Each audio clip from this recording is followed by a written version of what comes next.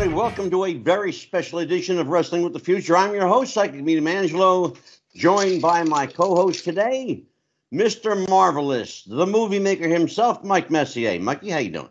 I'm doing great, Angelo. Such a pleasure to have this wonderful guest on the show, a Hall of Famer by anybody's standards, a legend, a wrestler, a trainer, an entertainer, and I can't wait to get talking with him, you, and our other special guest today.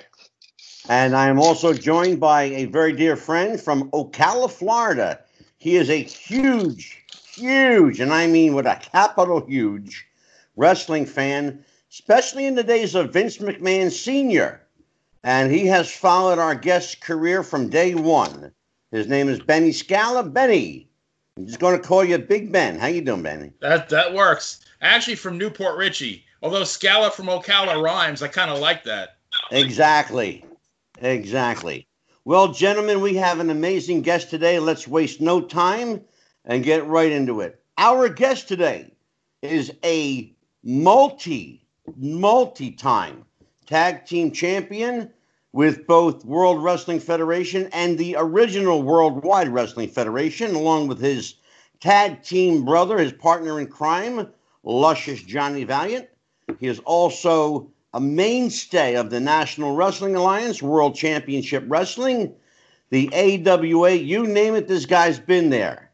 He is simply a Hall of Famer at anyone's standard. Ladies and gentlemen, the one, the only, my friend, the Boogeyman, Jimmy Valiant. How you doing, brother? Oh, great, man. Angie, thank you so much, brother. My great hearing from and talking to you again. And Benny, welcome to the show, man. Hey, we gonna cook it today. I'm just so excited to be here and honored, man, to be on your show again, Angelo. You've been a friend of mine for years and years, brother, man. And hey, until the day I die, man, I'm in your corner, brother. Well, brother, we love you here. You know, this is your second appearance here. The first time you were here, I was surprised you would have run in from an old buddy of yours, Davey O'Hannon. You bet. Oh, Davey, man, you know, it was so nice, and you know, to hear him, and of course, it brought in so many old stories and just so memories, and you know, that's all you got, man. You know, after you get up there, and you know, no one can ever take the memories away from you. You know, I don't care. Man, you could lose your house, God bless. You could lose your health. You could lose everything that you have, and you know, before you go to heaven. But you know what? You got the memories, and I just smile inside and outside. You know, when you know, stuff like that. Yes, sir. Yes. Well, sir. brother, that's why we do this show. We you know, we do a very different kind of wrestling show. You know that. We keep the memories alive here. You bet you do. Mm-hmm. You know, we don't talk about, you know, results of matches or get involved in the drama of it all. You know, I like the stories, and you know that. We could sit around for hours and just talk stories, you and I. But we got a couple guys here today. Now, you think I can talk? Wait till you hear these guys.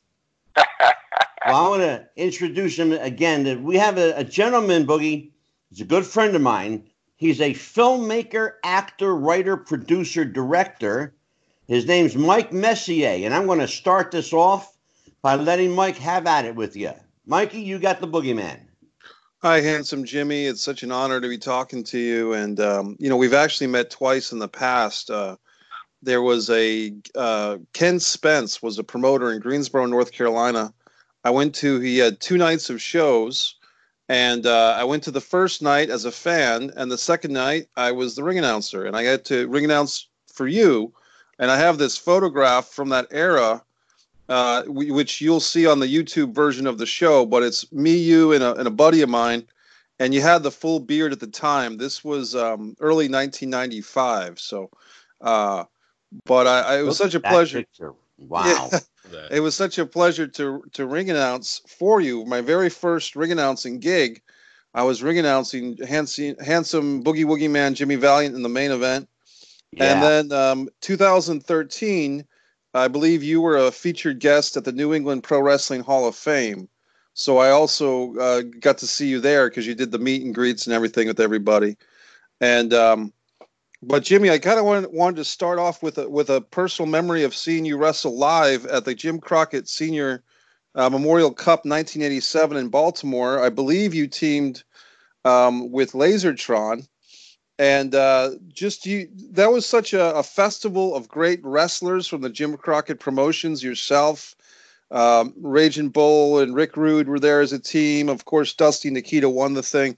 Do you have any memories specifically to the 1987 Crockett Cup tournament, the 2-day event in Baltimore, Maryland, Jimmy?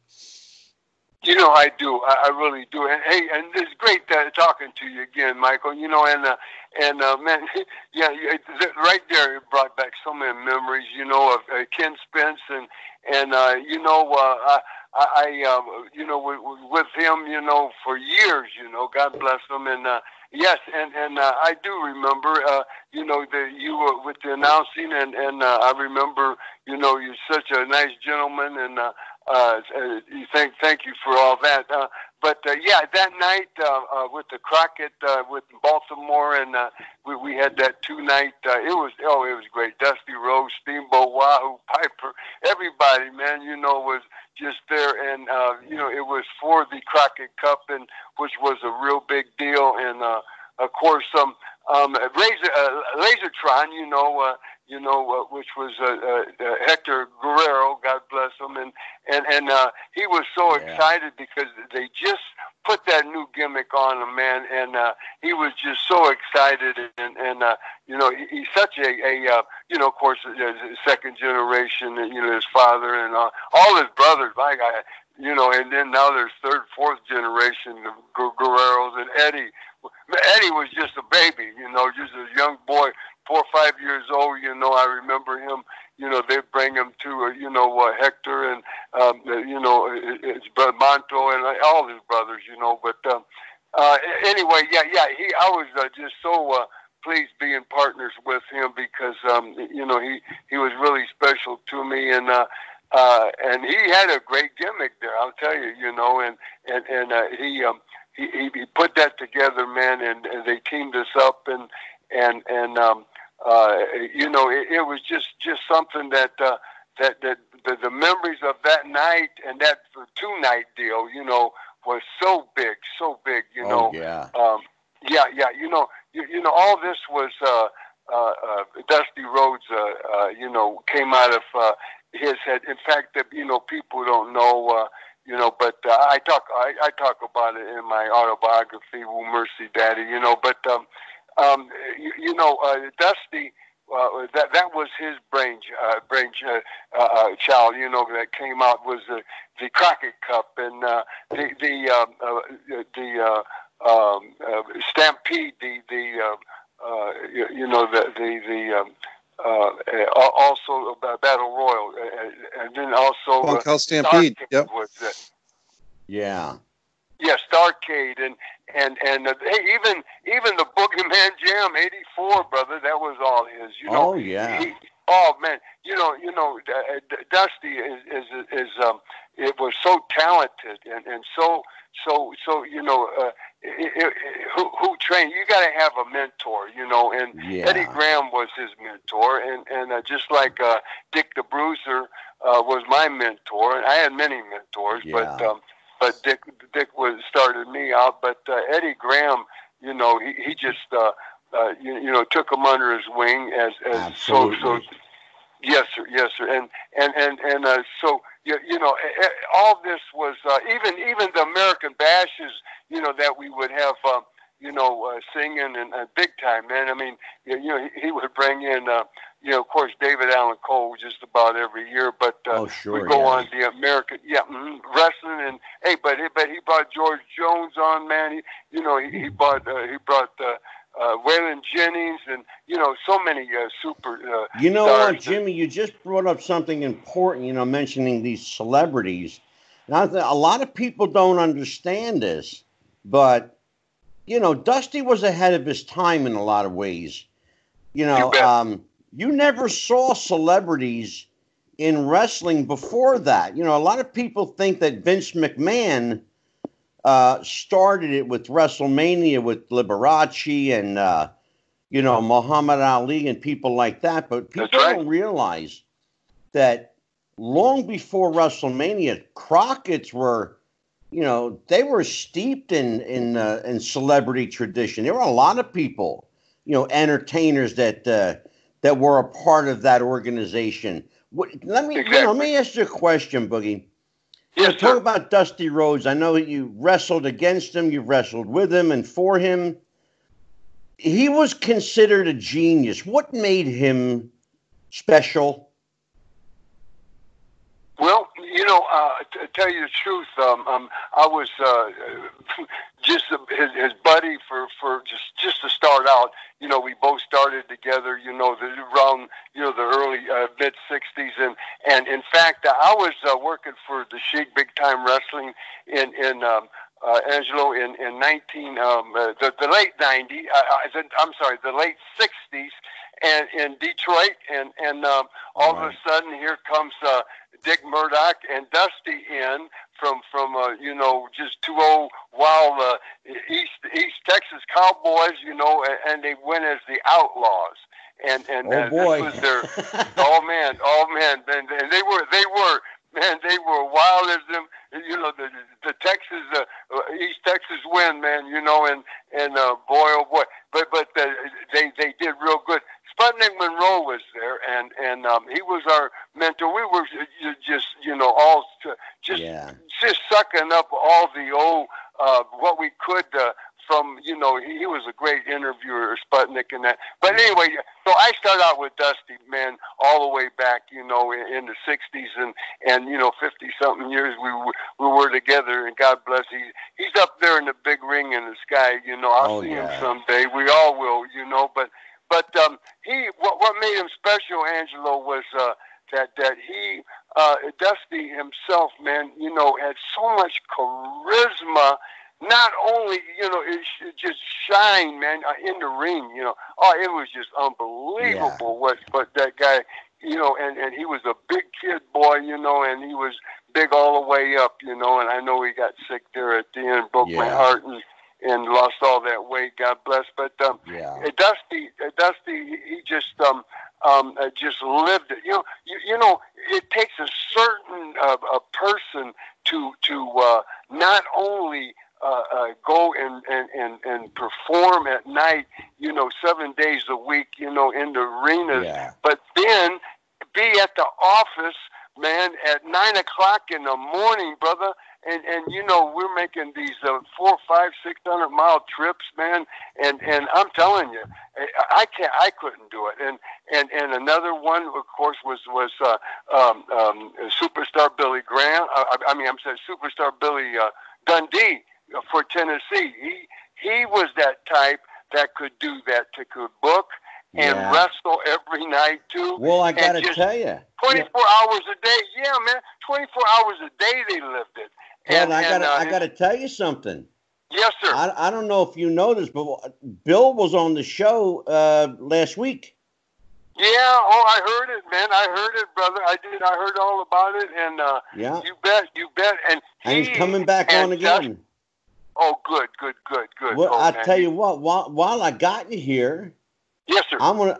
It's just between us. While I got you here, what I'm gonna do is I get Bill Dundee on. I'd like to have you do a surprise run-in on him. Oh, we can do it, brother. You bet. Oh, I know it. Bro, let me ask you a question, because then I'm going to turn it over. I'm going to turn it over to Benny in just a second. But you mentioned Bill Dundee being a guy who could book, work the office, and wrestle. Dusty was the same kind of guy. Is that, there was only a few people in the business that could get away with that. And the only other guy I can think of, and I want your opinion on this, might have been Bill Watts. What do you think about Cowboy? Yeah, you bet. Yeah, and he could do the same. Of course, he was the owner then. He in the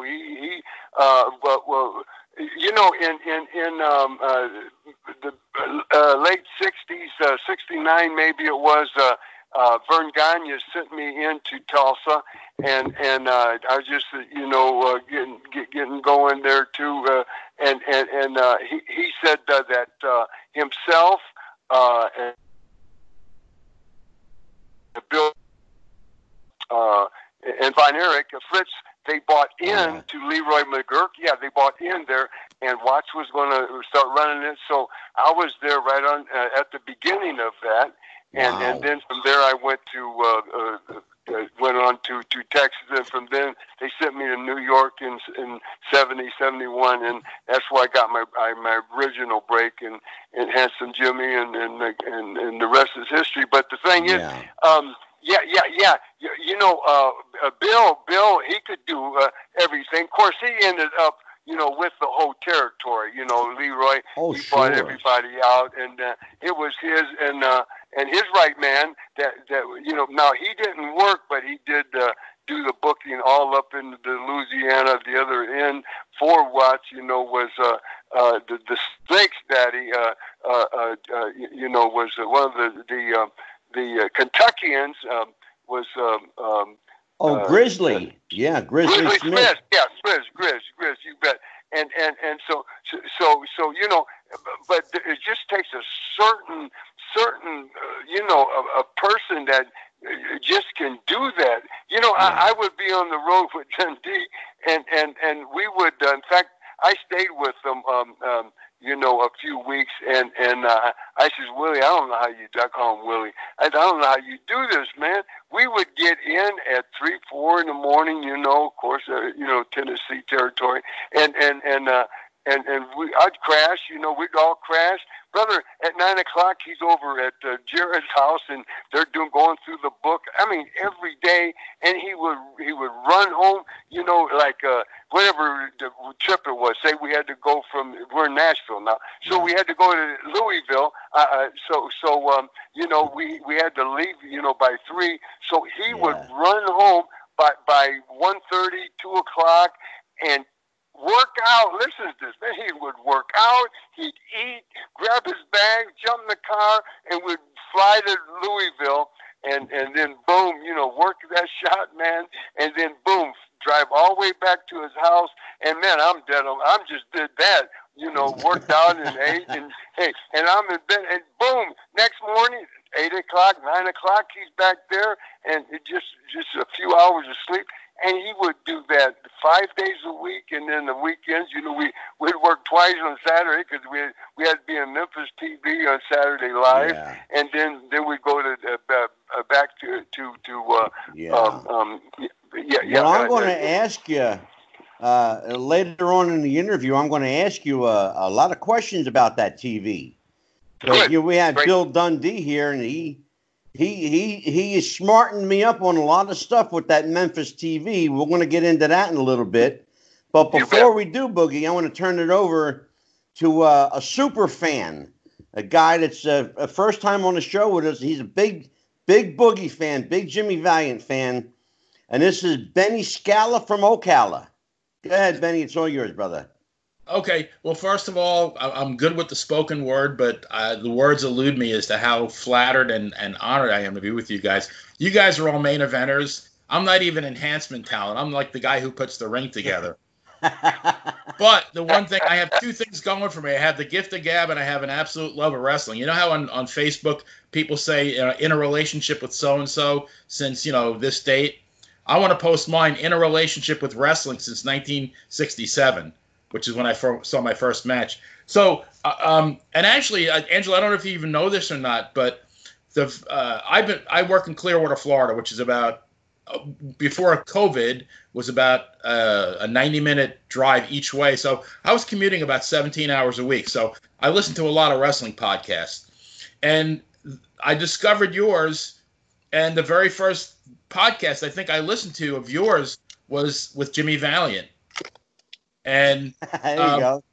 And what really struck me was a couple of things. That's a good one to break you in with. I could tell you that. Absolutely, but the thing that really hooked me was that number one, you had Davey O'Hannon do a run-in, which was phenomenal, and then just the relationship, just the interaction between Davey and Jimmy, and then when Davey said, I guess it was Johnny Rods, Pete Sanchez, and Manny Soto all said hi. You could tell how genuinely touched Jimmy was to hear from those guys, from all of them. And so I guess it really is kind of a statement, but a question. You don't really see that brothership in any other sport. And Jimmy, it's so great to hear how you guys, it's so obvious how much you guys love each other. That's a great observation, Benny. Jimmy, talk about that. Talk about the wrestling brotherhood. You bet, Angelo. Yeah. Hey, great talking to you, Benny, and thanks for the kind words, brother. And we do give respect, and we depend. We were on the road with each other, and we're with them every night. We're with them more than we were with our actual family, our wives, our children. And we depended on each other, and you didn't have to be a partner like me and, Lucious Johnny, we was together 5 years, went all over the world, and man, we went to every territory, and it ended up, of course, with Dick, started out with Dick the Bruiser, and then we went to New York, and then, of course, we was WWF tag team champions over a year, and then anyway, then we went to Atlanta, Georgia, and then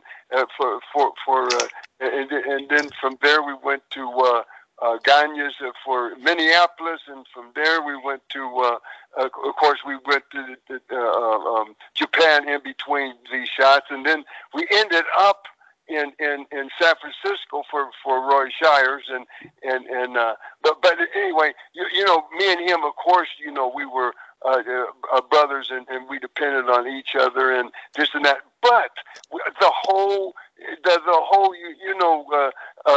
business, we did. We gave so much respect because it's not an easy business, man. It's hardest business there is, and on these boys, and night after night, and so you have to help each other and love each other, man, and no matter what you go to bat for, man. You're out there together, and it's like turn the page. Bob Seger sings this song, and you go into the truck stop at night, and he's got the long hair, and you hear these cliches saying, "Is that a man or a woman?" And us too, we got the blonde hair. You hear stuff, whatever, but you know what, man, we're together, and we pay no attention, of course, there we get recognized or whatever, but it's a complete respect and complete family, man, and for sure. Boogie, Mikey's got a question for you, brother. Hey, Jimmy. Jimmy, one of the great things about your career is that it's kind of an early example of a guy completely reinventing himself, at least from my perspective as a fan, from your early to mid-'70s tag team work to becoming the Boogie Woogie Man in Mid-Atlantic. Like the transition from, for lack of a better term, heel tag team Jimmy Valiant in the WWWF to the Boogie Woogie Man, the boy from New York City, coming out to the song from Manhattan Transfer, the epic feud, a 4-year feud with Paul No. 1 Jones involving the hair and the beard. Can you speak on when you went through that transition? And I know that Memphis kind of was a transitionary spot, but was that a risk for you to go from one of the greatest heels in the business as a tag team guy to a singles guy on your own and more of the man of the people? Was that something you considered, or did you just wing it and do it and it worked? Great question. No, very good question.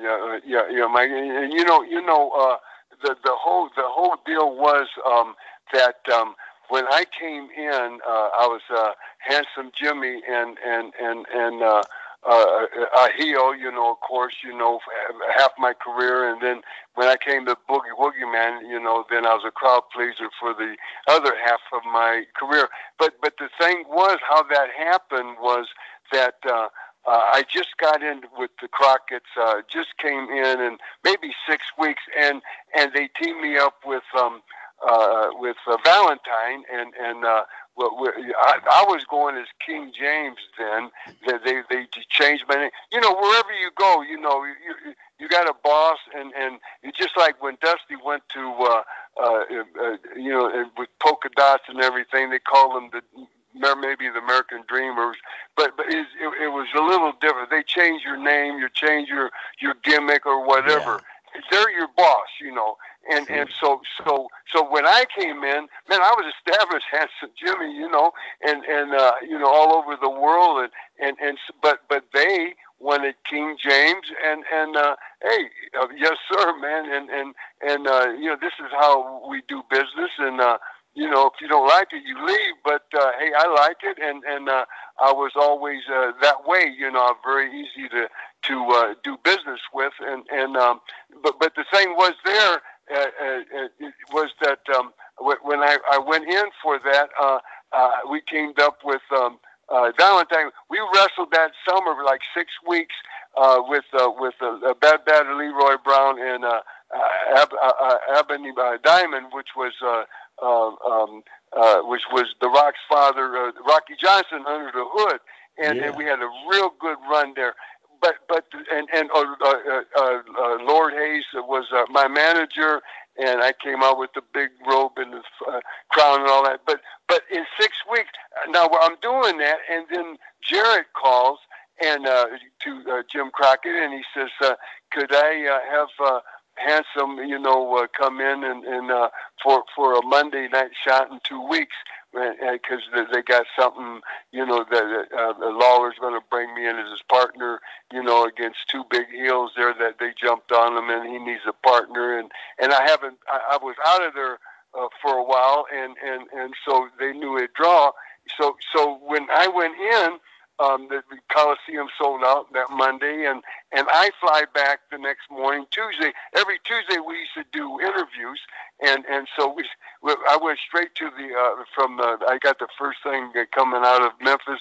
I went straight to the TV, our office, to do the interviews. We do interviews all day Tuesday, and then we'd go to Raleigh, North Carolina, or somewhere that night. They had 3 towns a night running during the week, and so I'd go to one town after that. But the thing is, with the Crockett's, and so when I got back, man,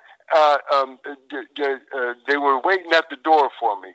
And Ole Anderson was the promoter, was the booker then for Jim Crockett, and so I know Gene Anderson. He says, "Come, Jimmy, hurry, come! Forget the interviews. Get in here, Jim Crockett. Hey, Jimmy wants to talk to you." So I go right into their big office, and real fast. Here's the whole thing, how this happened. He says, since I got in, they shut the door, and it was just me, Ole, and Jimmy. Gene left, and it was just a private meeting. And he says, this was before Dusty Rhodes was there with the book, and he says, why didn't you tell me you were a big, a good guy, baby face, crowd pleaser, in Tennessee when you go back?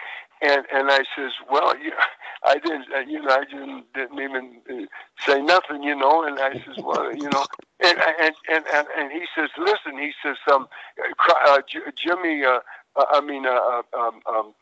they called from Tennessee.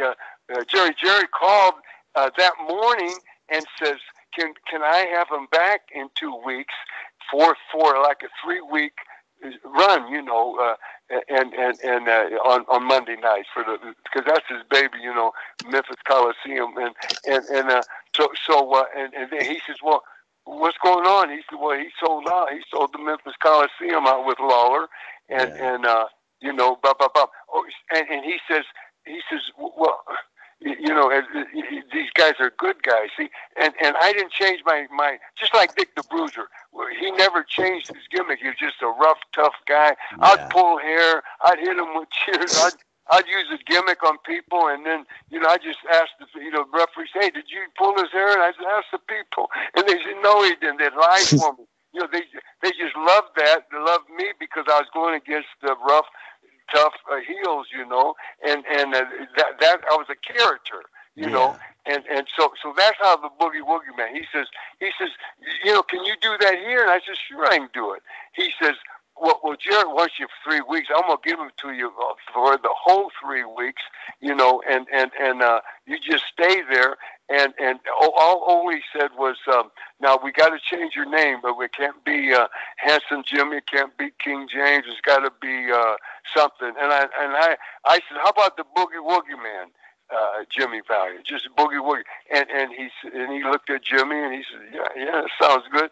And I says, can I come out to music? Nobody was coming out to music. See, you got to be different, man. Yeah. You know, this is how this thing got over. And so he says, what kind of music? I says, well, there's something real hot, because I was being billed from New York City then. I says, boy from New York City, and so he says, yeah, okay, let's do that. And anyway, he says, can you grow a beard? Now, that was only the idea. And I says, oh, really? yeah, man, yeah, it sure was. And he says, throw the razor away. Don't shave no more. Because, see, I was just there 6 weeks. Hey, when I came back, they didn't even know me. You know, I started my beard, and it wasn't long, of course, but it was, you know, like a month old, and it was coming. So I had to think. Yes, sir. Hey, real fast, and then I had to think of something. I says, you got to be, what else can I do? And I says, I'm going to come out, of course, to the music. Well, that's different. I'm going to dance. I'm going to hug. I'm going to kiss everybody when I come down that aisle, man, I don't care, the woman, man, child, grandma, grandpa, blue, purple. Hey, it didn't matter what color, man. I'm kissing everybody on my way there and on my way back, you know. And you sure did. I did. And for one thing, Andrew, hey, who wants to kiss him, you know? But I did, because it was different, and the music, man, it got over. It got over like $1 million. Yes, sir. Holy crap, was it different? You know, you go from this clean-shaven heel, you know, probably you and Johnny were probably the best-looking heels ever, you know?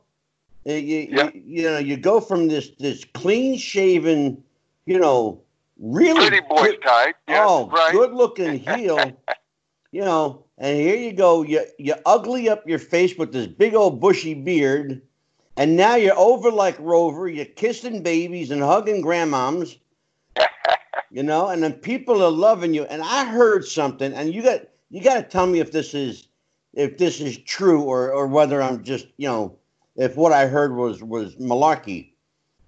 Jerry Jarrett loved you so much that he bought you a house. That's right. Yeah. Is that true? He bought you a house? He did. And I'll tell you how that happened. I was in. Yeah. Yes, sir. I of course I worked for him the 3 weeks and started the Boogie Woogie Man, and now I'm the Boogie Woogie Man. So I go back and we got on. You know, the Superstation, Channel 17 at TBS, and Turner's company, and so this is the early '80s, and man, we're going all over the world. First people that go all over the world, you know, was TBS and had wrestling, and so we were the first international stars, and before that, the only way you could be international stars is to be in the magazines. And of course, I was in New York, you know, in the 70s, 3 different times, over a year each time. So every time there, you know, I'd get the 12, 14 covers and always stories, pictures, articles. Well, then you're international, because everybody from all over the world would get the wrestling magazine, plus the United States.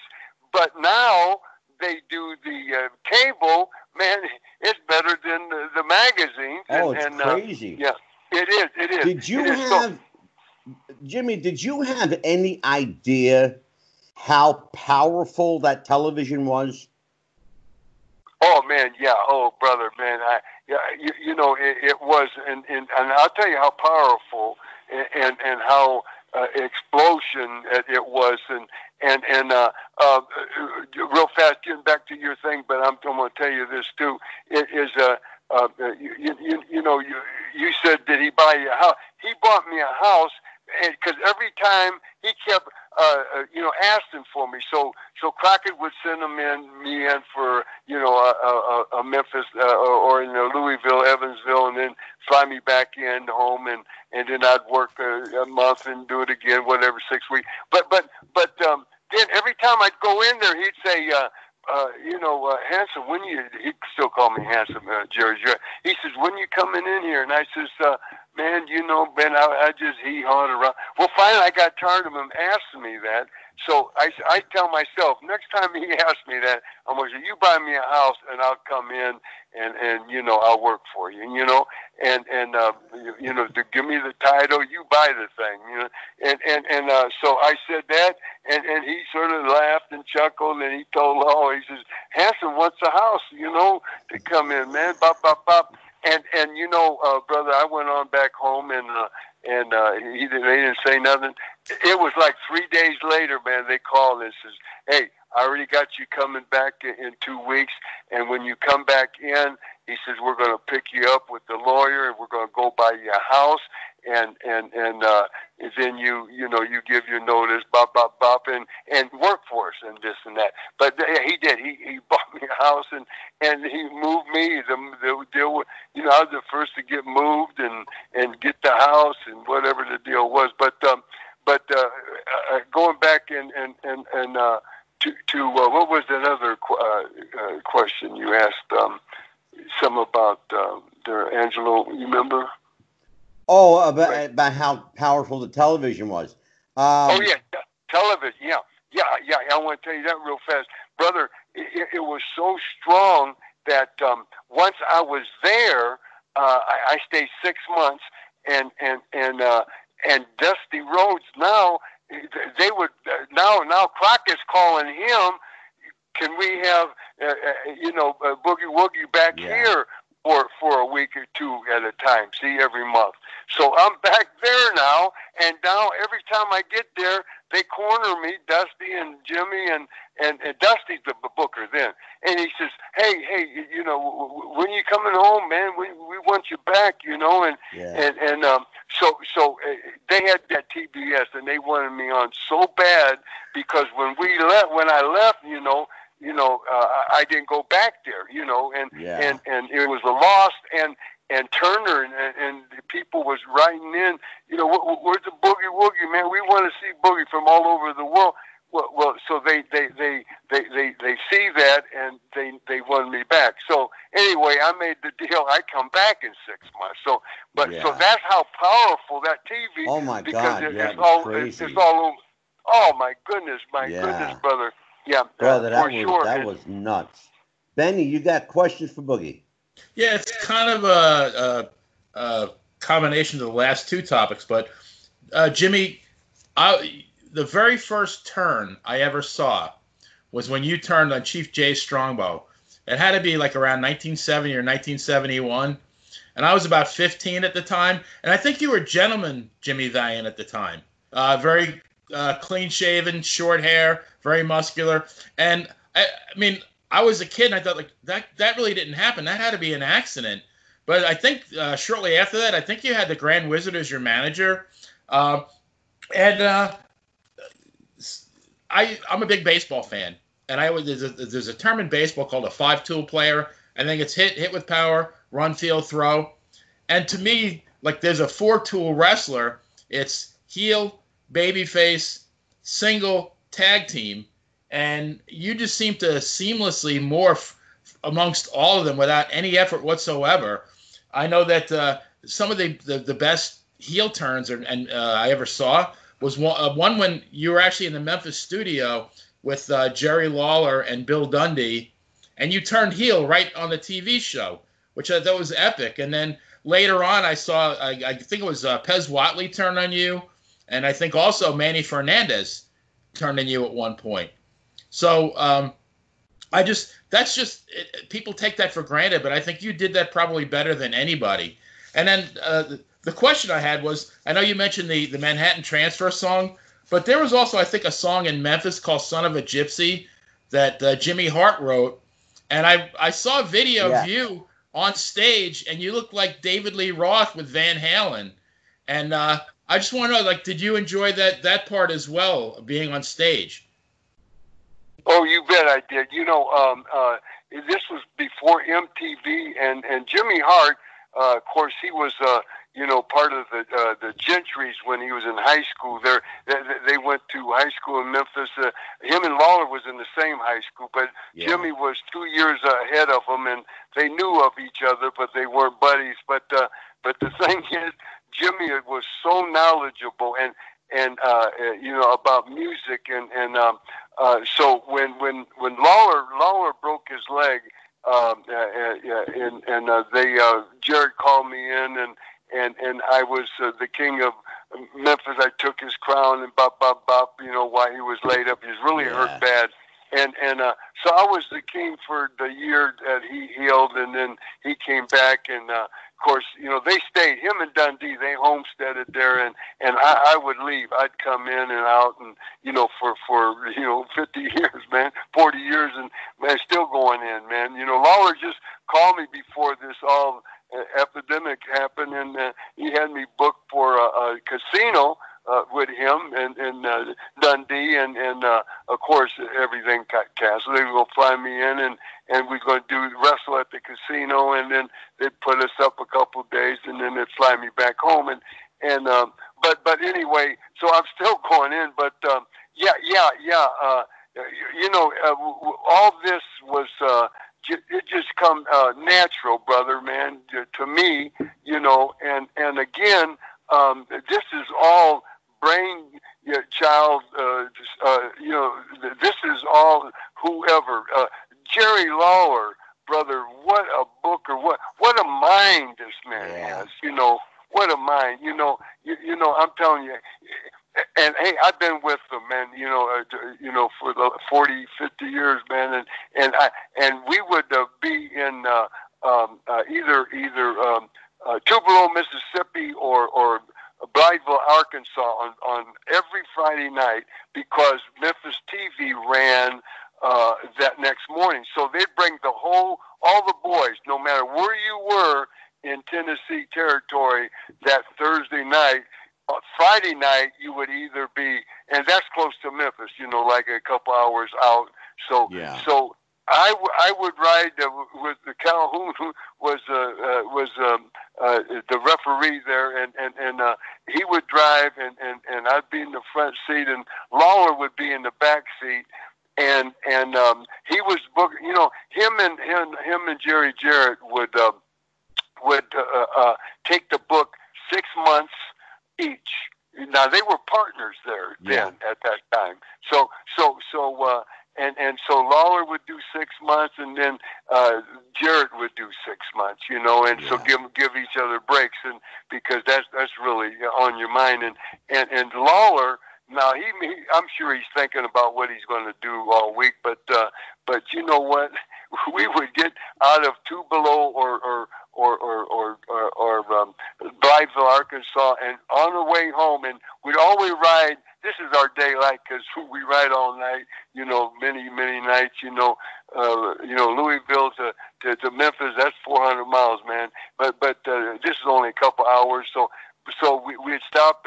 He'd always love to get him a couple burgers and Coke or whatever, and so he'd eat that, and I'd get me maybe a little 6-pack or whatever, and I'd get what I wanted, and anyway, so we're driving home. Well, the lights on, we're talking, he's eating, and then after he ate, he opened his briefcase, and he'd get this pad out, and he would figure out the TV. I'm telling you, within an hour and a half, and have all the commercials, the interviews, of whatever he wanted done that next morning, brother. Yeah. And the difference between Lawler and Jerry Jarrett is that Jerry Jarrett, as soon as that TV's over on Saturday, he used to come up in a limousine, have a driver from Nashville, and 200 miles, brother. On the way home, he would be in his briefcase, and he would be thinking, writing stuff down, starting doing the TV, for the following week. Yeah. Then every day, just like with Dundee, he would go over there and they would work on it for 5-6 hours a day and rework it. So there's a difference in the two. Now, but I'm sure Lawler would be thinking about it all week and roughly know what he's doing. But they wouldn't put none on paper. But Jared would start putting stuff on paper Saturday afternoon after the TV for the next Saturday. And that's a great segue, because I want to ask you about that. But before I do, Jimmy, Benny brought up a couple good points I want to pick up on real quick. And then I want to ask you about that incredible Memphis territory. But Benny had mentioned, going from heel to baby face and, heel turns and baby face turns by other guys. Is there an art form? Walk me through the art form of turning. Yeah. Because there's got to be, there has to be some kind of like skill to it. You know what I'm saying? Of course. There's a science to everything, and of course, all this is coming out of the, Booker, the promoter, the office, and they have it worked out, and you're just like, hey man, if you're in a steel mill and your foreman tells you, well, hey, you got to tear this thing down and do this and do that, or even just grab a broom and sweep that up. You do what you're told, and we're all pros, and just like they are, they do the best job they can. They're going to sweep that floor the best they can. Hey, I would do it if that's what how I'm making my living for my family, how I eat. And for how I can buy clothes and pay the bills for my family. So it's a job, and we're all pros, and this is very, very simple. The whole thing is that myself, my personality, which Angelo knows, because I've known Angelo a long time, it is, and he know my personality. I'm a good guy. I love people. I'm a people person. And when I was a heel, I couldn't be that. Man, I wanted to talk, and I would just pay, like, especially as Handsome Jimmy, I spread around and I just pose and give that pose with my hands on my hips and just look right over their head like I'm better than them. Exactly. And that was what I wanted to do. Yeah, exactly. and oh, brother, I wouldn't have the time of the day. They're underneath me, man. And that's what I projected. But I really wanted to talk to them. I wanted to, man, just hug them, man, and go out and hey, have a beer or do this or do that. It was just, but there wasn't me. But it was my persona at that time, and I did it because this is it's like making a movie, brother, man, and for sure. Hey, you look at all the movies, and how they did, and they would, if it takes it to gain 50 pounds, I know, Robert De Niro, man, when he played the Bull, hey, he gained 50, 60 pounds when he started doing the comedy act and all that, and then he was in real good shape when he's boxing, and when you just do what you gotta do to get that Jimmy, over. Is there a level of psychology involved in that? Oh, of course. Oh my goodness. Walk me through that, because we have a guy here, talking about movies. We got a guy here that that's what he does for a living. He makes movies.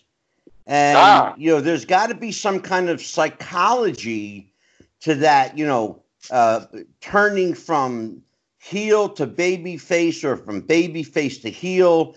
There has to be a reason that you do everything. So, walk me through the psychology, and then I'm going to turn it over to our resident filmmaker, Mike Messier. Great. Yeah, Ange.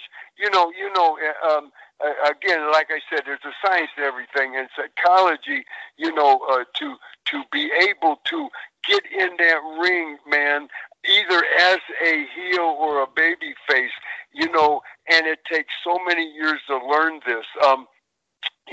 That I could, and I'm not bragging, but I mastered how to bring the people out of their seats. I mean, just screaming, either mad at me or clapping and crying and going crazy for me, at will when I want to. When I want to do that, and it takes so many years of learning this trade, how to do that, and then at will I can sit them right back down in their seats, down, brother, either as a heel or a baby face, and that's what it takes, some boys, I'll tell you, just to get the psychology of our business, and takes at least 5 years, brother. Yeah. There's no hot shot. You can't. Man, I'll tell you what, man. Yeah. You just touched on something that, and people who watch this show, they know, man. That's the one thing that I touch on every show: the psychology. What are you doing? Why are you doing it? What's the reason for this? What's the reason for that? Right. I promoted for 24 years. Yes, you did. And I always told my guys, if you're going to do something, I don't care how outrageous it is, I will approve it as long as you can explain to me why you're doing what you're doing and what the result is. And you don't see that anymore, Boogie. So, and that's why, like, somebody like you, when you have a guy like, handsome Jimmy Valiant, and you got a chance to pick his brain, you would be crazy not to. So that's why I want people to listen to what you're saying. Because that's gone. Today it's gone, Boogie. It is. I agree. And like I said, it takes 5 years. I'm telling you to make this all come together. It's like two big wheels, two big gears, and you can just, they're rolling, and they're, the gears got to match exactly to make that full circle, together without, and it's just got to be like a machine, man. And if you don't get it within 5 years, you may never get it. You may never get it. You may get to a point where that is your level. I've seen it happen in our business, in the movie business, and they'll stay at that level. And then you get the boys that just continue getting better and continue, even veterans, man, they just continue their craft, and they're just blowing the stuff right out of the water. I mean, it's just, how in the world can this guy get this this good and continue getting good? Exactly. And then there's just this one level person, and there's nothing that you can do. It's got to be in you, man. It just gotta, you gotta be born with it, and you develop it. It's just like a body, it's working out. Hey, you're either built, man, with real wide shoulders as a girt as when you're you're born, and a small waist and hips and that, or you're built, with the big hips and this and that, but even if you have real high calves, skinny, real like a racehorse, and you can't build them calves, but you can take your body and you can develop it to the full potential of what you have that God gave you. Exactly. And and you can have a great body, man, a great body, by just doing that, and that is what it's all about. You got to continue improving, and I'm learning. I'm almost 80 years old, brother. And I learn stuff every day of my life, even in my business. Yeah, you continue, and you want to. You're hungry. You don't stop, man. You don't stop, brother. Well, there's no signs of you slowing down. I'll tell you what, brother. I'm telling you, you know I'm following you, Angel. Bro, you like the Energizer Bunny. I think the Energizer Bunny is envious of Boogie. There you go, baby. Mikey Messier, talk to Jimmy Valiant. Jimmy, I'd have to ask you, one of the fans, the hardcore Mid-Atlantic fans like myself and, John Hancock from the Parts Unknown comic book store, we'd have to ask you about that epic 4-year feud with Paul No. 1 Jones. Before that, the Assassins and shaving your beard and the Boogie Woogie Man Jam. But could you speak on some of those kind of like for a time in 1984, Boogie Woogie Man Jimmy Valiant versus the Assassins? Maybe start there. That was just an epic feud. Can you speak on that Assassins versus Jimmy Valiant and Paul Jones as the manager? Can you speak on that feud and what it meant to you and how big that was? You bet. Yes, sir. Thanks, Mikey, for that question. Great talking to you, brother. Again, this was out of Dusty Rhodes' brain, and what we did. How this thing got over so strong is when the Assassins, they tied me up in rope in the TV station, and we did, and when they cut the beard off and they kept it, and where they'd come out and do interviews and this big old beard in this plastic bag, and they'd wave it and laugh and all that, and so I disappeared. I disappeared for 3 weeks, and no one knew where I was, and they said, he's ashamed to show his face, and we have the beard right here and all this, and the whole thing was, brother, that here is the thing right here, Mikey, is every interview that I do, I come out wide open, man. Oh, blessed daddy, booga wooga man, feel good. I tell people, all my brothers and sisters, this is how I talk, in these interviews, is I just smoke it out, man. I'm just crazy, man, and the people love it, and got over. Well, here now, when they find me, I'm on Skid Row, baby. I'm sitting there on the curb, man, wine bottles all over, with people, and I'm with the street people, man, and I'm sitting there, man, in an old big fur coat, and I'm playing the blues and playing the harmonica, man, and they find me. The camera finds me. They're looking for me, man, and they ask me, "Oh man, Boogie, we found you," and I have no beard, man, and clean shaved, man, not clean, but the beard's gone, and I'm sitting there and so that's when I did an interview. But here's the kicker right here, Mikey, is when instead of doing this high volume, man, 1,000 octane interview that they hear for 4 years, and or with Crockett, I was there 7 years, man. 7 years they hear this, man. Every interview, man. I'm smoking, brother, out there, with this the real strong interview. But now, they got the blues playing, and they interview me, and I start out. I don't know what I said, but I start out like something like Boogie Man's low.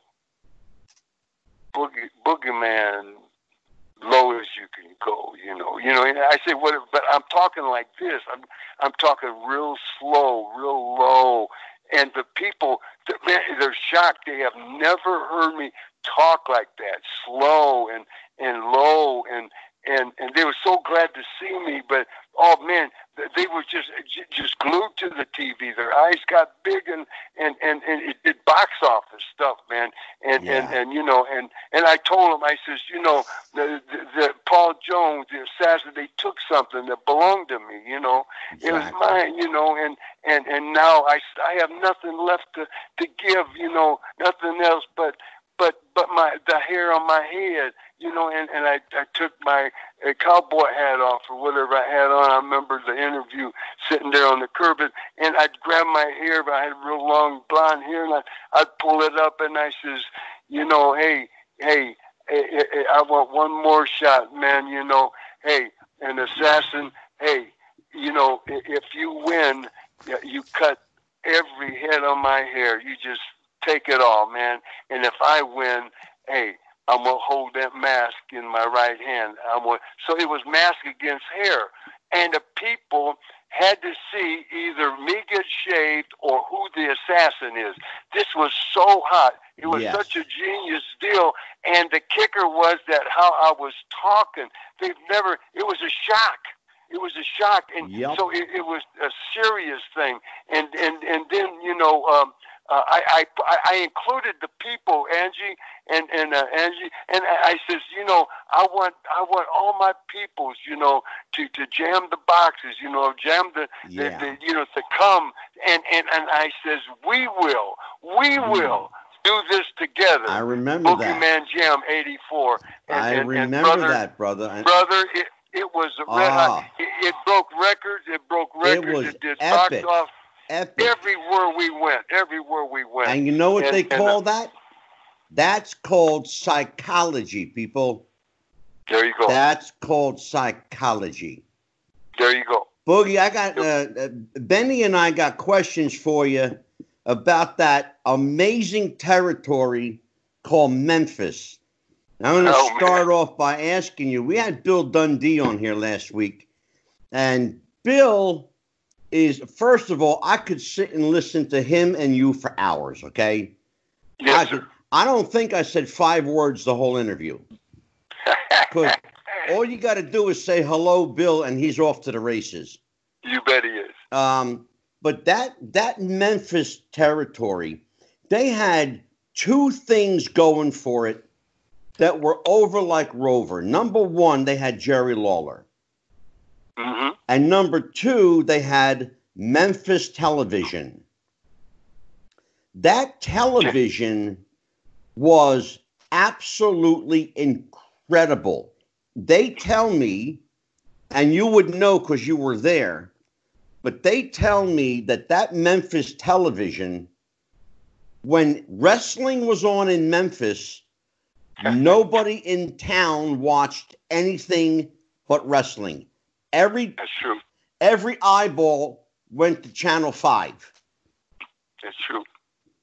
What was it about Memphis, Tennessee, that even today, Boogie, even today in 2020, Memphis is such a colossal hotbed of wrestling? What is it about this area? Well, I'll tell you exactly. They did, and Dundee will tell you, Lawler tell you, Jared tell you. They had the best, the hottest rating of any show on all the channels in Memphis. When wrestling was on from 11 to 12:30, we did an hour tape live, and then we would do a 30-minute longer for just hard sell Monday night Coliseum. So we do an hour and a half show, but the hour show we taped would be bicycle to all the other towns, that was see. But the whole thing was that whole Memphis, Tennessee is right on the Mississippi River, right over the river. Man, you're in Arkansas. Then there's Missouri. It go into, and then it go into Mississippi, and of course all of Tennessee, and so we had the hotbed, all them Southern people, man, in 4 states. Man, that would come to the Coliseum every Monday. You know, Angelo, we did more money, more people and actual money than Madison Square Garden did. And you know what? I'm glad you said that, because I said that on the last show I did with Bill. Yes, sir. People don't understand this. No. And I want people, Boogie, to understand this, that what you and I are telling them is the truth. Yes. That Memphis, Tennessee, every month, not once a month, every week. Four times. Every single week, the Memphis Mid-South Coliseum was sold out. Yes. Sold out. On a Monday. We're not, and Boogie, we're not talking about Friday night wrestling or Saturday night wrestling. Monday, man. Exactly, Monday night. Brother. Monday night, brother. Angie, and the whole deal was, see, the Madison Square Garden, WWWF would run only once a month. That's the only reason why we beat them, and the Madison Square Garden held 23,000 people, man, right. and the Memphis Coliseum, held 11 or whatever. Well, 11 times 4 is what? 44. So we're doing more people and more money a month. Now, just because now Madison Square Garden ran every Saturday, or Friday or whatever, then of course they would do more. But we beat them because we were doing. I'm talking about monthly, take in. Yeah. And it'd sell out, brother, man. And here's the funny thing. And I'm telling you, brother, but you'd be at Memphis and don't never go out at 7:30 to look out at 7:30, 9:30, brother. They give them a 2-hour show, and it was a kicking show because people had to go to work. Yeah. They had to go, to school. They had to go, so you couldn't keep them late, man. And they just exactly. Them. Yeah, but that's here's the whole thing. But do you know what it takes to get 11, 12,000 people to come out on a Monday night? Yes. That's crazy. Yes, it is. And the whole thing is, and you ask Bill next time, say, don't never go out when that first match is on and look at the, we wouldn't even go out until after, after the in between the first and second intermission, and then take a look. Because if you go out at 7:30, because they're coming in, and it's like, oh man, this is a bad house tonight. Oh geez, it break your heart, and so don't even look. But you look, brother, after the second intermission, sold out because people wanted to see the last 2-3 matches in the main event. Of course, see, exactly. That's what they plugged, and that's what they want to see. And the beginning, nothing to do with the preliminaries, because they were good kids and good matches and that. And there was a lot of people there for that, but a lot of people, man, it's like the racetrack, man. If you go to the racetrack and you see, man, they start racing, 4, 5, 6 races, maybe they got 9, 10 races, or, however, for the night. Well, you know what? Man, they're coming and going all the time, but all night they're coming, man. Yeah. That racetrack it'll be jam time, because they save the good races till the end, because they want to hold the ones that comes early, but then you get the late crowd. So that's exactly about Memphis, Tennessee. Exactly. So you get you'd hold the people that wanted to see the whole show, but then you'd get the people just come in for the main event, just like the track. They'd come in for the big money, for the big races. Exactly. And there you go, baby. Well, go ahead, Benny. You got it, brother. Okay, perfect segue, because you're talking about big box office. And this question, Jimmy, I've waited 33 years to ask somebody, believe it or not. Back in the late 80s, when the Honky Tonk Man appeared in WWF, and he won the belt from Ricky Steamboat, the Intercontinental title, one of the very first things that I thought of was Man, can you imagine if Jimmy Valiant came in as the Boogie Woogie Man and to feud with the Honky Tonk Man? They would have sold out everywhere. And I'm just wondering, was that ever a possibility? It was, and I'll tell you exactly. Of course, the Honky Tonk Man, Wayne Ferris, and he was one of the Hollywood Blondes. He teamed up with the one of the Moondogs, and be the Hollywood Blonde. But that was Lawler's first cousin. And he came out and he idolized me, man. And this kid would make trips together and all this, and I just loved him, man. Wayne Ferris, and he's a Tennessee boy right there. But in the '80s, when of course Vince McMahon, Senior died, and Vince Junior, but you ain't gotta call it Junior no more. It's like Hank Williams, man. He sings a song, about his daddy. He was a big star, and they tried to do that, but he went his own way, and he went as for forever, Hank Williams Jr. But he sung the song and wrote it, and he says you don't have to call Hank Williams Jr. anymore, because he made it on his own. And same with Vince McMahon Jr. They called him Junior. His father called him Junior. We all call him Junior. When I came in 70, he wasn't even there. He was still in college, or he was doing something. When I came back, me and Johnny in 73 and 4 as the tag team champions, he was commentating, and everybody called him Junior, and because he was Vince McMahon Jr. Well, then in 78, when all three of the Valiant brothers, Gentleman Jerry and Lucious Johnny and Handsome Jimmy, we were there, and then he was still commentating. But when his father died in 80 to whatever, 82, whatever it was, then Vince McMahon, Jr. But you didn't have to. It didn't take long. You don't have to call Vince McMahon Jr. anymore, because he made it on his own, man. Exactly.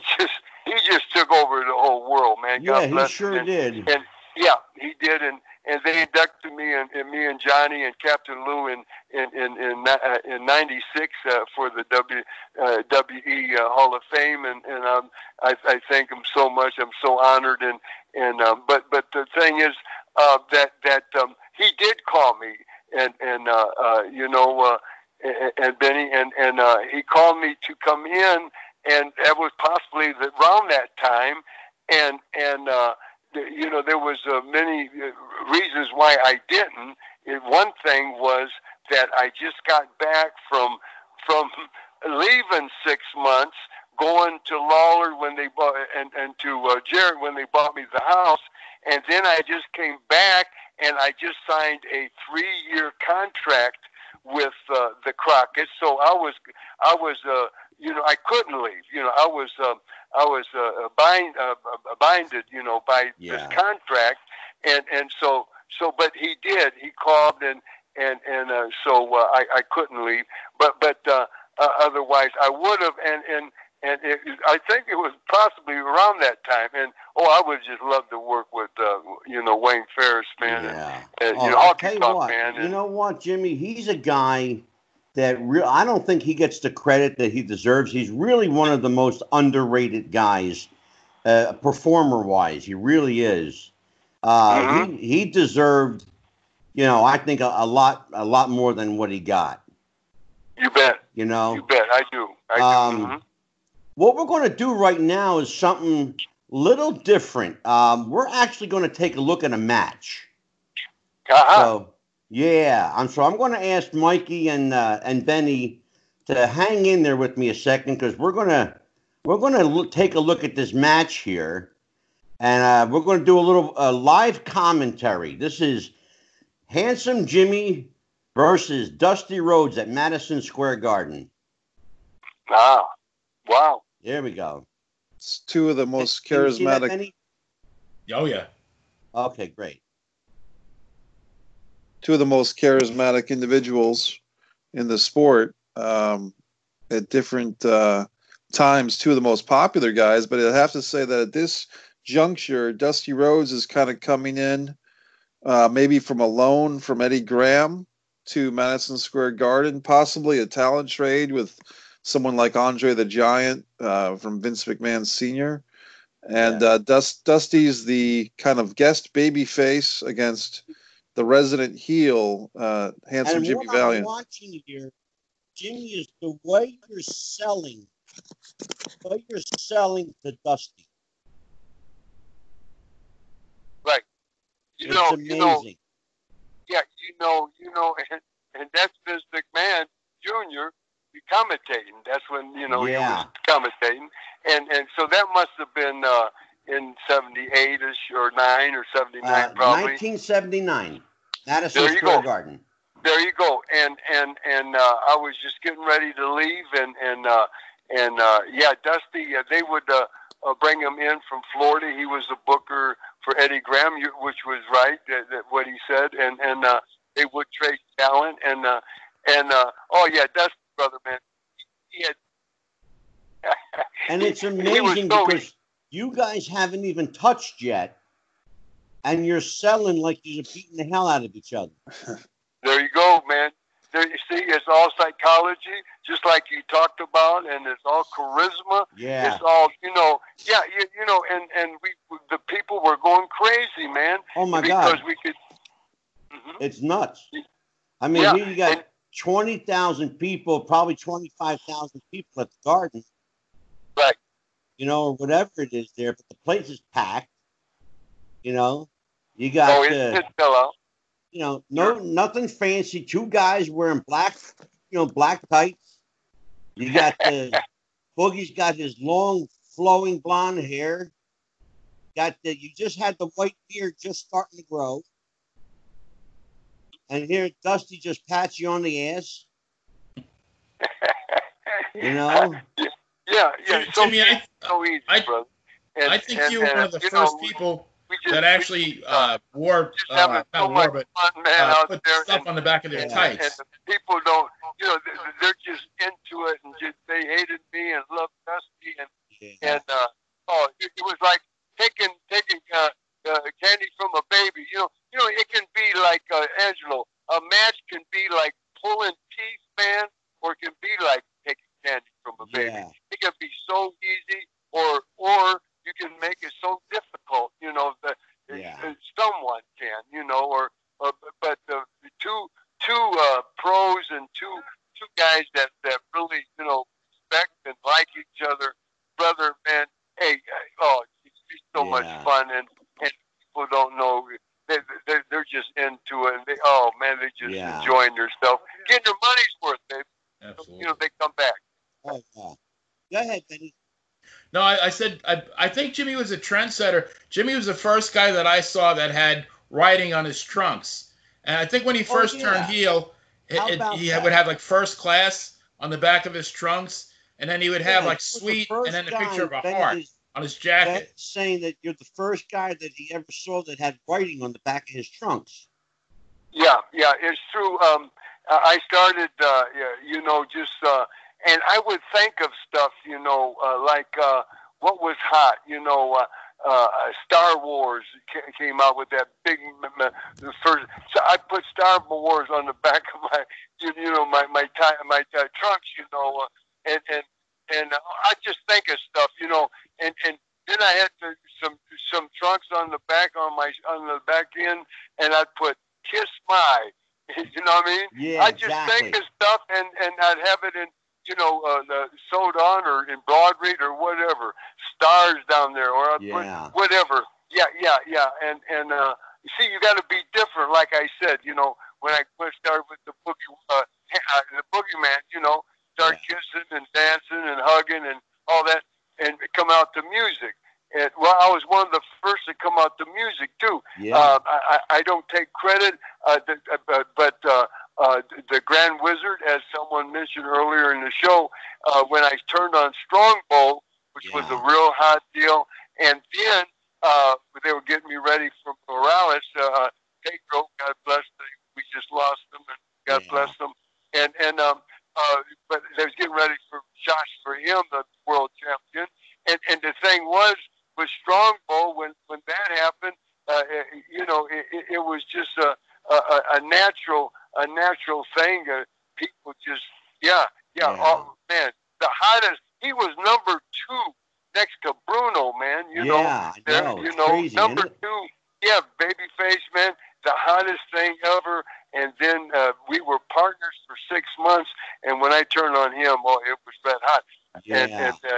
Mikey, walk Boogie through what we're seeing right now.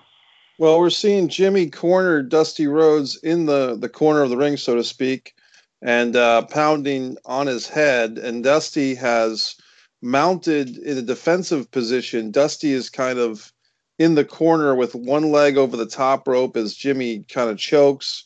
The referee intervenes, and one thing I would say is, back in the day when the Jimmy's whipping Dusty into the ropes, going for a back body drop, Dusty kicked him in the chest. Dusty with the flying elbow, hooks the leg. 1, 2. Oh, that looked like a fast count to me, brother. That looked like a fast count. That looked like a fast count to me. I don't know. I guess I jump in there maybe on the psychology tip, Jimmy, is that Jimmy, I have to tell you, man, I think you got screwed out of that victory. It looked like that ref was counting a little too fast. Yeah, I think Dusty must have gave him a few $100 bills there before they went out, man. Hey, money talks and bull jive walks. You know that, baby. Well, let me tell you, you're talking a little bit ago about, having a title run. I want to, a little excerpt from your book, page 209, that you were getting ready for a singles run. I guess Vince was getting ready to strap a rocket to your butt. He was getting ready to build you up to the number 1 contender spot. And so it's Johnny and Jerry are now the tag team. You're separated from the other 2 guys now to go into a single run with the champion. What happened that you ended up not getting that championship opportunity? Well, I did have maybe half a dozen shots with Backlund at that time. He was the world champion, right? And the thing was they put us together as a 6-way. All over the Valiant brothers, all 3, first time, or before even the birds, at any given night, I would come out with them and, Captain Lou and whatever, and any of us could work out, slip in there, get in there, and, have matches. And although they were the WWF World Champions, we were just like the Freebirds did a few years later, right? And the Freebirds, Hayes came out to music and made a record. After I did, and sure. I'm not taking nothing away from him because, hey, I love that kid, man, and what talent and all, but. Well, I want to tell everybody about your book before we go on too much further, Jimmy. Thank you. I'm holding the book up now. The book is called Woo, Mercy Daddy. Welcome to my world, the Jimmy Valiant Story, WWE Hall of Famer.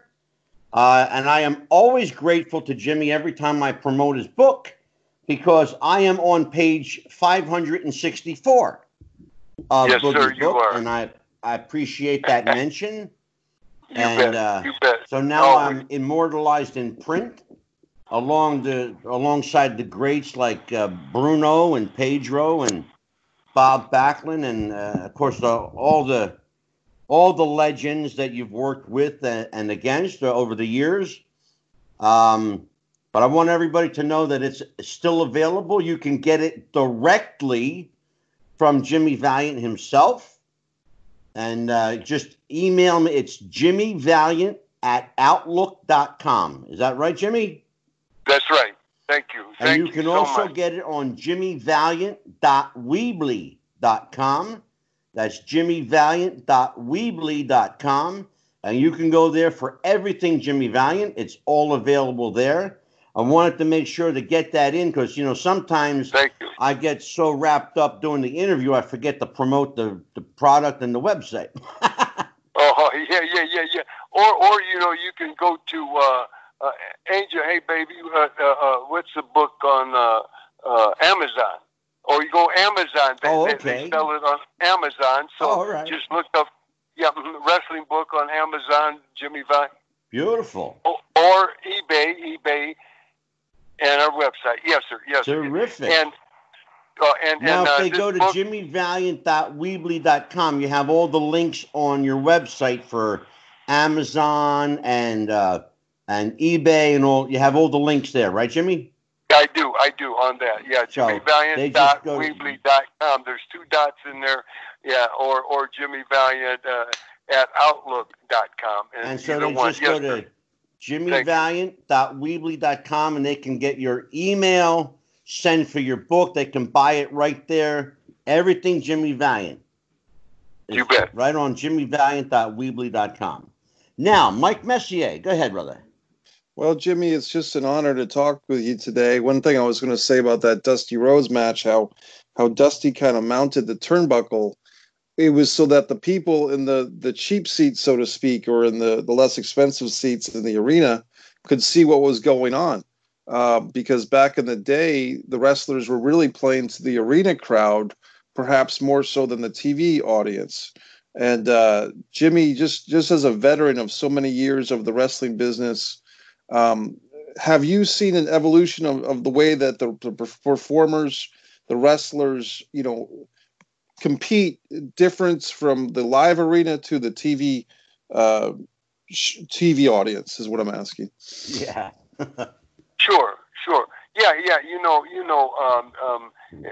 It was so when I started out in the early '60s, man, they had just one camera, and when that red light comes on, you light up, you come on, and we're all pros and we know what to say and do, and this is our business, and if you got a cage match, you know what to talk about, man. Hey, there's no running, no jiving, no peeping, no nothing. You can't leave, man. You got to get out of that cage, or you're gonna kick some can, or jump out, or roll over, go over the top, through the door, whatever it takes, whatever kind of match it is. So we know what to do, and the promoters, they would, if they wanted something specific, to end this interview, they would come and buzz you. But usually they didn't. Man. They just, let you go because we're all pros, and this is how, we do our business. But what would happen, Angelo, what I would do, if they would come and tell me something to do Pacific, because we just ad lib, and do our deal. Yeah. And so what I would do is I would get it out right off the bat while it's fresh in my mind. Exactly. My brain cells, man. Who knows what I was doing the night before? And the thing is, I would knock that out for them, and for that reason, because they had a reason for telling me something, because they don't come and tell nobody much, unless you're real green. If you're just starting out and getting a break, now they'll tell you a lot of stuff. But the pros, they wouldn't say much unless they wanted something really to be over strong. So I'd hit that right off the bat. And as soon as I got that done, boom, then I'd go into an ad lib and finish however many minutes I had or whatever, and then they give me the countdown, and then boom, Yeah. But when that light turned on, we turn on. But then later on, like now, brother, they have 5-6 cameras, Oh, so sure. we had to play. Yeah, we had to play to that one camera, Well, Jimmy, let me ask you a question. Along that line, and it ties into what you're talking about. You talk a minute ago about, cutting promos. You guys were basically given what you're saying is like bullet points, right? Yeah. If they, yes. And so now, instead of like having like a small little guideline to go by, now these guys they have to memorize, scripts with promos in it. Yeah. That they're being written by people who've never been in a ring, who've never wrestled, trying to write promos for guys who do wrestle. Yeah. Okay? There's a problem with that on many, many levels. Yeah, From your standpoint, having been around this business for 7 consecutive decades, tell everybody what the hell is wrong with the art. What happened to the art of the wrestling promo? Yeah, exactly. And like I said, we're all pros. We know what it is, what type of match it is, whatever. If it's a chain match, if it's a, if you tar and feather match, it's a ladder match, whatever it is, scaffold match, it's a lumberjack match. Well, we know how to promote it and get it over. And, exactly. And yeah, exactly. So, but you're right. You're right, man. They have to memorize, and that's what they have them there at 8 o'clock in the morning. And man, they give them whatever it is, and they have to go over and over. Man, you got to really be sharp, man. I don't know. It's like making a movie, man. But you're going to make a movie every time you do it, and but the whole thing is a different thing is, it is especially like Memphis TV was live, man. We do that live, brother. If you mess up, and you know what? And Boogie, that's the one thing. And thank you for saying that, because Bill Dundee, when he was here, said exactly what you just said. It was live. You could not go back and do a second take. Once you did it, 20 million people saw it. That was it. No. Yeah. You had to keep going. If you messed up and knew it, you just kept cooking, man, and cooked it out and got it done. And you can't stop. Like you made a mistake.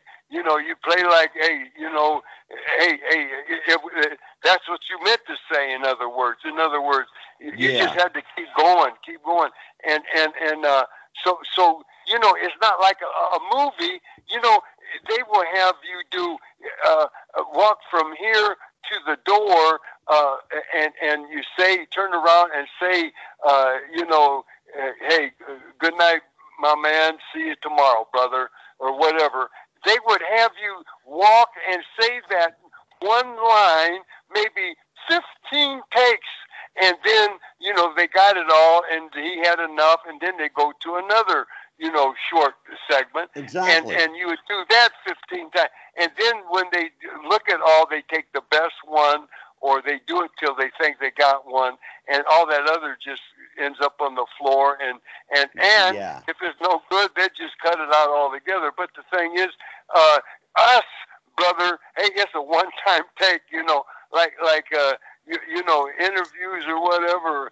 Hey, man, people like, you're an old pro, and I love you so much, and we don't have to say nothing. We just start talking, man. It flows, but a lot of radio people or whatever, they say, well, is there anything you don't want me to answer? Man, ask me anything. Hey, well, can we do this? Do what you want. Hey, just have fun, man. In other words, I don't want no script, man. I don't want to know what you're going to ask me. Right. Hey, well, it's like I said at the beginning of the show. There you go. I tell people we talk that let's call it in the ring, Jimmy. Let's call it in the ring. There you go.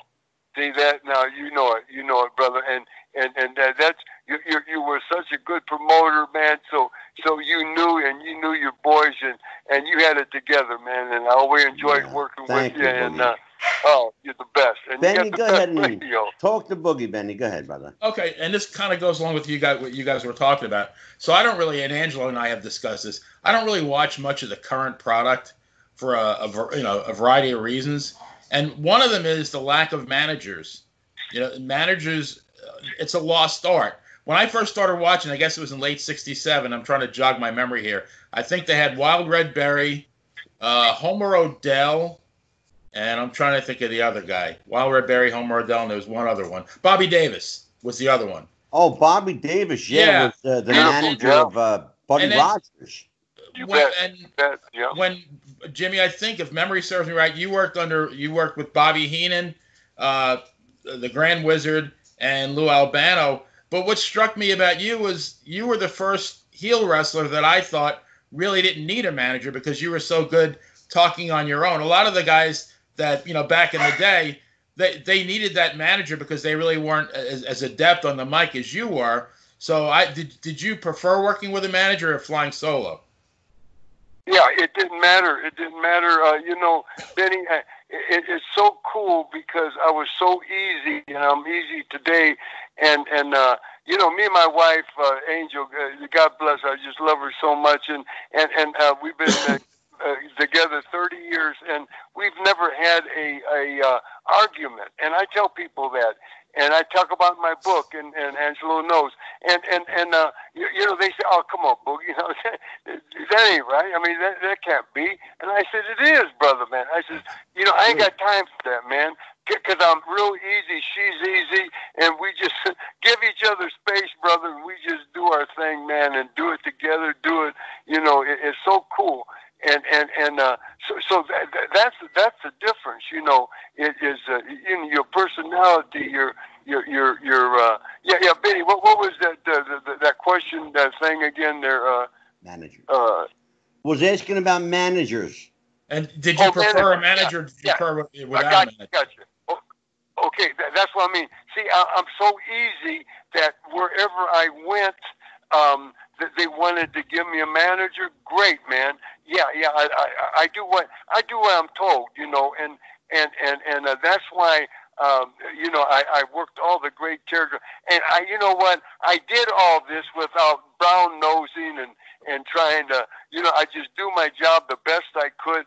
Hey, there was guys that could outwork me, brother. You take the bigger, fantastic bumps. I'm telling you, I know, but I had something there, and that was one thing was that I never gave anybody, any of the bosses, the promoters, the bookers, any kind of aggravation, or I never questioned nothing. I do what I saw. Dick the Bruiser, God bless him, my mentor. When he passed away, his wife Reno, she told me, she says, "Jimmy," she says, I want to tell you something. Dick told me so many times that he wished that he had 20 of Jimmy Valiants in his territory. You never gave him one bit of lip aggravation. You were always on time, early in fact. You were always, did the best you could. You worked hard. He just loves you. He just loves you, son. He says he wished that he had 20 of you your type in his territory. Yeah.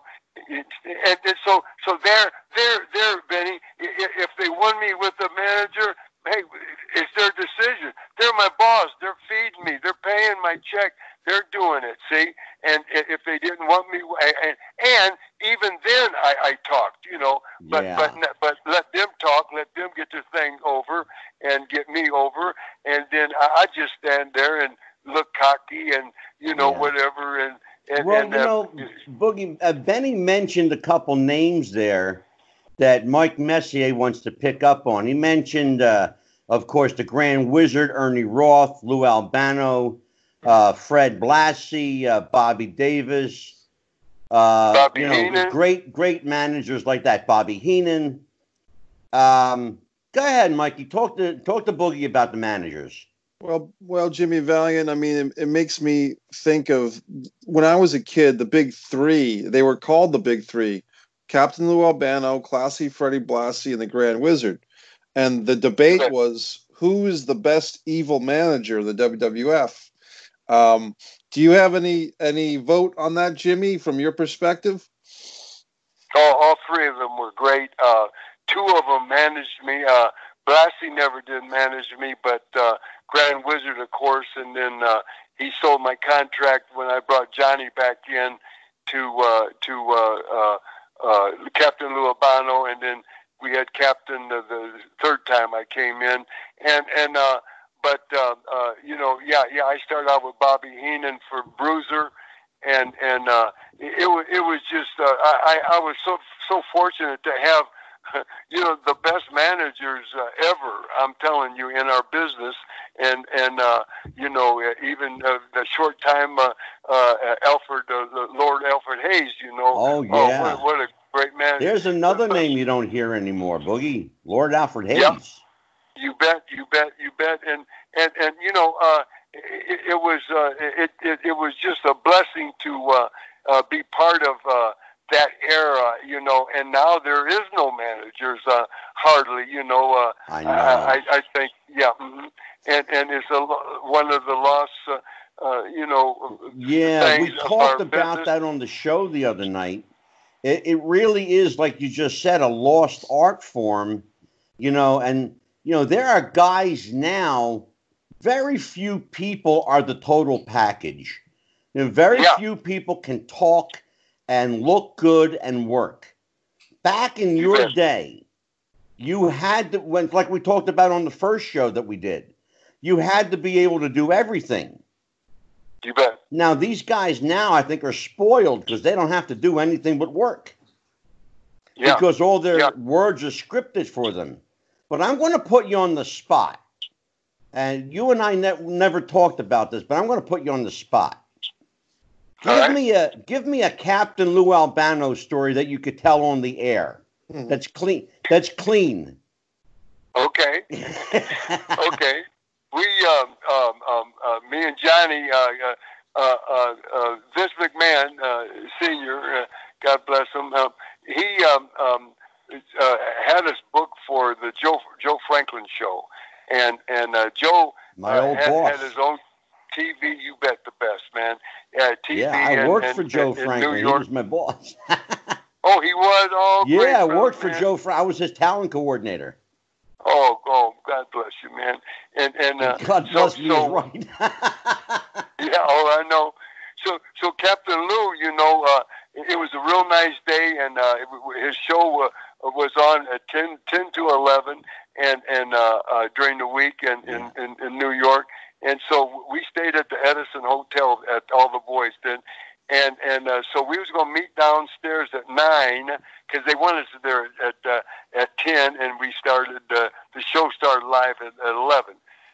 So we left at 9 that morning, and we was going to catch a cab, and it was only like 3 blocks or whatever, but it was a beautiful day, and Captain says, let's just walk.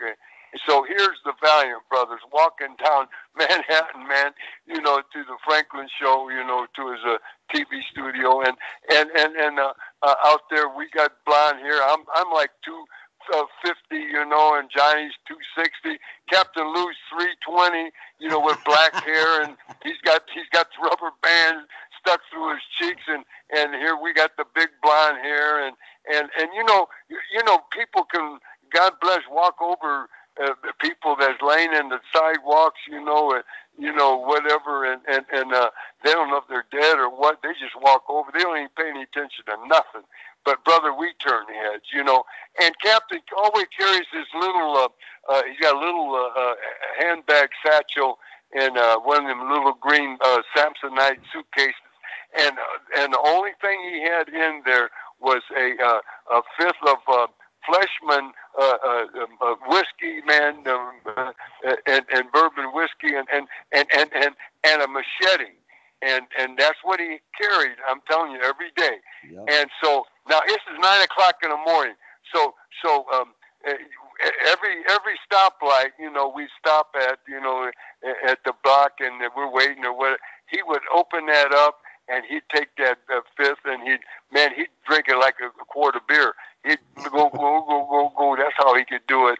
And man, he'd put the thing, and he'd always say, open your mouth or open your gums or look out stomach, here it comes or whatever. He had a little ritual. He'd say, and then we go to the next corner. He'd stop and it go. Open your gun. Here's look out stomach. Here it comes. Boom. And he would stop at the next one. And hey, time we got there, man, he had 3/4 of that fifth gone, man. I'm telling you, straight now. And so he's whacked out. 9 o'clock in the morning, Jack. And so now it's 10 o'clock. We're in the green room, and here in the green room, Martha McRae's there. She's there to do a play. Melba Moore's there to do another movie star to do. She just wrote a children's book, and she was promoting that. They had the circus was in town. They had a couple of juggling clowns. These are all of us people going to be on his show to promote whatever, Yeah. We all promoting something, and we had the Valiant brothers and Captain Lou. Well, here comes the producer's helper, whatever, and he had a clipboard, and he goes over to Sheila McRae and Hollywood, hugs and kisses, all they do, and then Melba did the same, and he greeted the circus clowns, and then he turns to us. We're on the other side, and by ourselves in the green room, and he says, he looked at his clipboard, you must be the Valiant brothers, and you must be Captain Joe. And Captain Lou, he calls him Captain Joe. Captain Lou says, what? What did you say? Captain Joe? Captain Joe? Because he's drunk, see? I'll give you Captain Joe. And that guy freaked out. He dropped his clipboard and honestly screamed, man, like a woman, and ran out of that room. Boom, ran. Okay, I said, oh boy, and now we're getting ready to go on. The show's ready to start pretty soon, and so I told Sheila, I said, hey, everything's fine.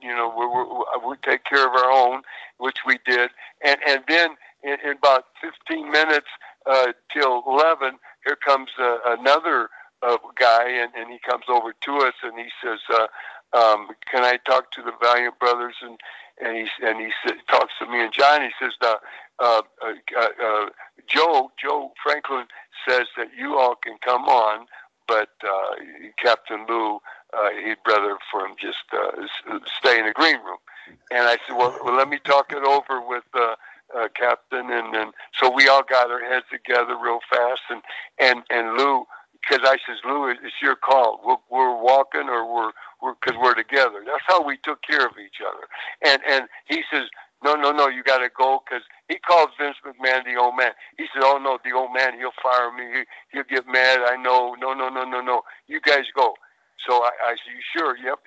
So I said, no. Tell Joe we're sorry, and we'll do that. We're coming. Well, real fast. We went on, did the show, everything was great. Well, we leave, and it's so funny because when we got inducted, Angelo, in 1996 in WWE Hall of Fame, who presented us was Tony Gurria, which we had a great run with him and Dean Ho, in 74. Okay, well, who inducted Captain Lou was Joe Franklin, man. Exactly.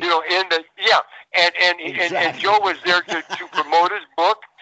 But the thing was, I read his book. I read his book and Joe Franklin, and it was, he never mentioned that, but I mentioned that in my book. I tell the story. Yeah. But he said that the one man that was on more times, something like 78 times or something, his show, more than anybody that he ever had on it was Captain Lou Albano. Yep, so sure was. After that, they got real tight, and Captain Lou came on with all of his stars, when we left, and all of his boys and all that, and he didn't drink, when he went there. Yeah.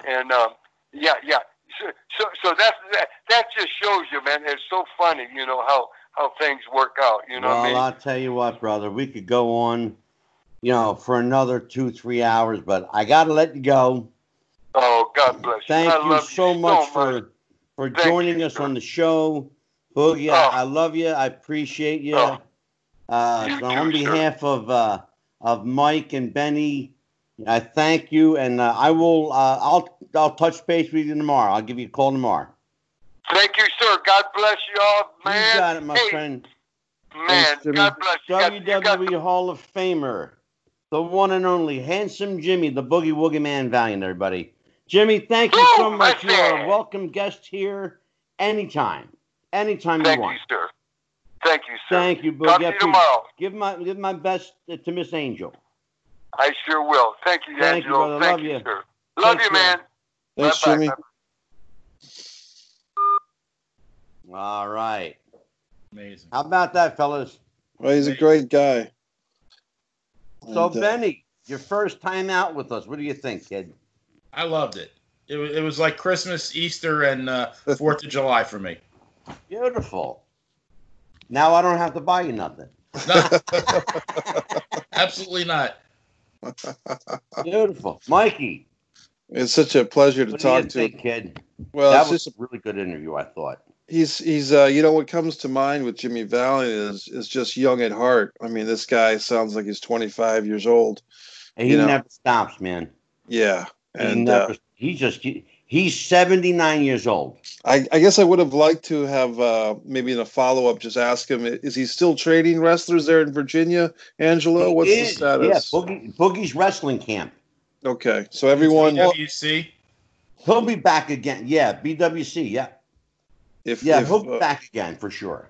And that's in Southern Virginia, right? Chesapeake? It's actually in Shawsville, Virginia. Okay, so if there's... pretty well smack dab right in the middle of the state. So if that's my home state as well, Virginia. So if people want to know where they can go to get trained, there's Lance Storm's Academy, which Brian Pillman Jr. went to. Brian talked about that. But if you're looking for Jimmy to be a trainer, and I'm sure there's other people who come in and out with an expertise, and I've heard there's goats on the farm, and I'm not sure if Jimmy and his wife are vegetarians or vegans, Angelo. I think I've heard rumors of that. But I think he is, actually. Yeah, so I think if people are looking for a great place to learn about professional wrestling, that's the Boogie's Wrestling Camp. That's the place to go. He's got that great Hall of Fame, too. It's on, oh my God, the Hall of Fame. That's a whole nother story, please. We could do a show just on his Hall of Fame. Have you ever, Mikey, have you ever seen Boogie's Hall of Fame? No, I haven't. Oh my God. When we're clear to travel, maybe I'll arrange to stop by because it would be on my way up north on the 95 North. Literally, Mikey, every square inch is covered with photos. Wow. Every square inch. He's got his wrestling tights from different decades, his boots, championship belts, photos with other wrestlers, celebrities, fans. He's got a concession stand there. You can buy stuff. You just go on to his website, jimmyvaliant.weebly.com. He's got everything there. Amazing photos too. Well, Benny, we're going to have you back again. That was very good. I enjoyed it. Thank you for that. Yeah, I thought it might be a treat for you. Well, tell everybody where they can reach Benny Scala. Give all your social, your plugs, anything you want to promote. Okay. Email BennyJScala@yahoo.com. And I'm a simple guy. I'm just on Facebook. I'm not really on Instagram, but it's just Benny, BennyScala, Benny Scala on Facebook. And I've made a lot of friends in the wrestling community over the past several years, both of you guys included, and I just love to talk wrestling with anybody. Well, I tell you what, we picked a good one for you to do it with. Absolutely. Yeah. What a humble guy, too. Well, you know what? I might have you back on when we do Bill Dundee Part 2. He's a character. I was in my car listening to that podcast, cracking up just the whole time he was talking. He is hilarious. Yes. He really is. He is fucking hilarious. Mikey, promote MikeMessier.com. By the way, if your name was a website, it would be MikeMessier.com. MikeMessier.com. I appreciate it, Angelo. Had some nice news that a 40-second movie of mine, 40 Seconds, The Never Was selected into an Italian film festival, the Mediterranean Film Festival, run by Danny Caprio. Thank you. It's this whole COVID thing has been tough for film festivals. I run one myself, the Apollonia Film Festival, and still accepting submissions. But a lot of film festivals are kind of catching up to what I did years ago, which was most of my efforts are onto my online presentation. So for Apollonia Festival, people can go and see the award-winning films right there on the website. I've been doing that since I started, because you just realize with film festivals, more people can see stuff online than can actually afford to travel to all these different festivals. So. Absolutely. And just fun to be here with you today. I mean, the world's going through a lot of stuff, but we could escape from that for a few hours and talk wrestling. Slowly but surely, we're getting back to some sense of normalcy here in New Jersey. Thank God. Not a moment too soon. Right. But for Wrestling with the Future, you can find us on our public page on Facebook, Wrestling with the Future. We also have a new private page. We've got about 275 members now on our private page, and Mikey's a big part of that. Our YouTube channel, Wrestling with the Future Podcast.